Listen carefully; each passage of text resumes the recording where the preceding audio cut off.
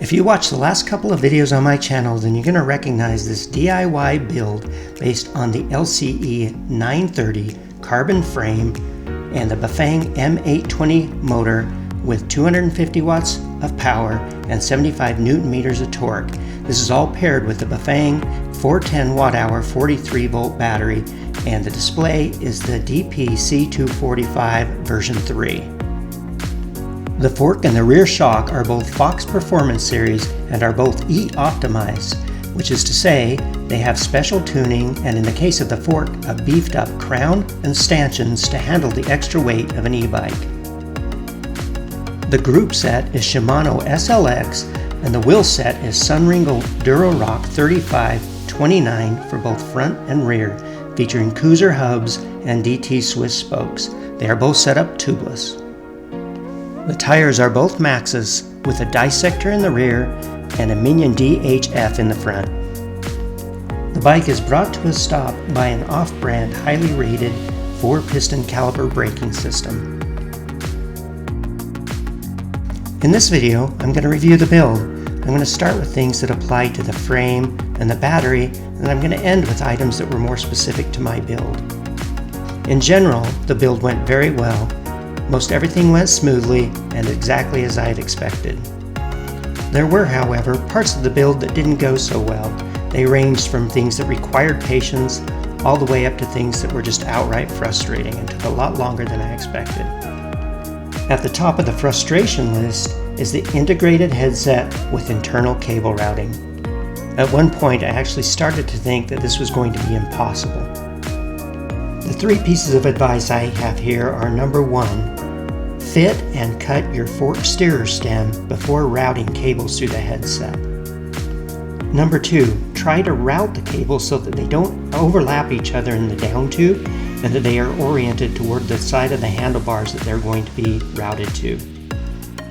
And number 3, before you install the upper headset and the fork steerer tube, try to form or bend the cables so that they end up on the correct side, the drive and non-drive side of the steering tube, but also bend them vertically so that they run along the front inside of the head tube.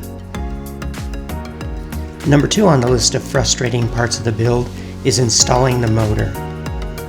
I had 2 challenges here. Number 1 was getting all the wiring and cables far enough out of the way that I could get the bolts aligned properly and installed to mount the motor. I learned that it is possible to be too aggressive when doing this.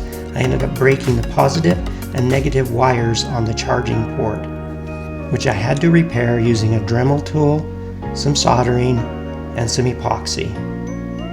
The second challenge I had when installing the motor was actually keeping the 2 spacers on the front mounting bolt in place while lifting the motor.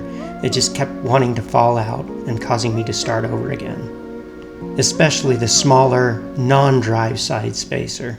In the LIGHTCARBON install video, they show a second person holding the spacer into place while the first person lifts the motor into place. However, I didn't have a second person to help me out with this part of the process, so I fashioned a device made out of a wire nut and an O-ring, and I forced this from the outside of the frame into the bushing to hold it in place, and it actually worked quite well. On the less frustrating but required patience side of things, just when routing the cables, it requires patience and attention to detail, but also when installing the rubber grommets back onto the cable where the cable enters the frame. It takes a little bit of time to do that and a little bit of patience, but in the end, it looks great.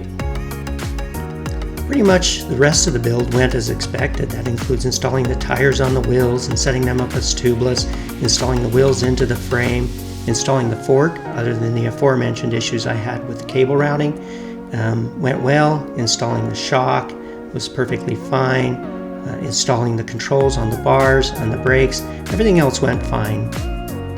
With one exception, and this again is specific to the component I chose. The dropper seat post that I purchased for this actually is a good seat post, but the lever and the cable are pretty weak, and I would suggest just getting a better lever for that. I ended up purchasing a lever that has a ball bearing in it that is not yet arrived, but because I used this cheap lever and because I used the cheap cable, I ended up snapping it, and now I'm going to have to drop the motor system again to reroute the cable, which is a little bit frustrating, but again, that is specific to my build. In summary, I would definitely build this bike again. I highly recommend the frame. I think the quality on the frame is excellent. The Bafang motor and battery system are great, and I would even choose the components I chose again, with the exception of the dropper post lever. So overall, I'm very satisfied. I am anxiously waiting for the weather to dry up so I can go take this thing out on the single track trails and put together some riding review videos.